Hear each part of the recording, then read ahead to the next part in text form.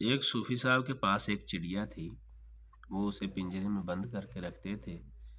تو ایک دن چڑیا نے اسے بولا، صوفی اگر مجھے آزاد کر دو گے نا تو میں تجھے ایک بات، 3 باتیں بتاؤں گی، وہ تیرے بڑی فائدے کی ہوں گی۔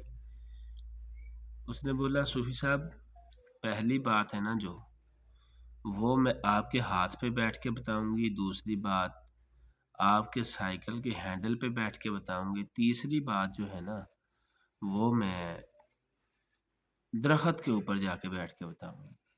صوفی نے اسے آزاد کر دیا، ہاتھ پہ بیٹھ کے بولنے لگی، صوفی کسی کی سنی سنائی بات پہ یقین نہ کرنا۔ ہینڈل پہ بیٹھ کے اس نے بولا کہ صوفی صاحب میرے پوٹے میں 3 تولے سونے ہیں، سونے کے 3 تولے ہیں۔ صوفی صاحب نے شور مچا دیا، لوگوں یہ چڑیا میرے 3 تولے لے گئی، 3 تولے لے گئی۔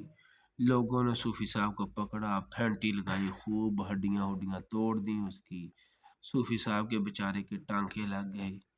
چڑیا اب درخت پہ جا کے بیٹھی، چڑیا نے صوفی صاحب کو مخاطب کیا، صوفی صاحب میں نے بولا تھا نا کہ سنی سنائی بات پہ یقین نہیں کرنا، آپ نے میری بات پہ یقین کیا تو لوگوں نے آپ کو پھینٹی لگا دی۔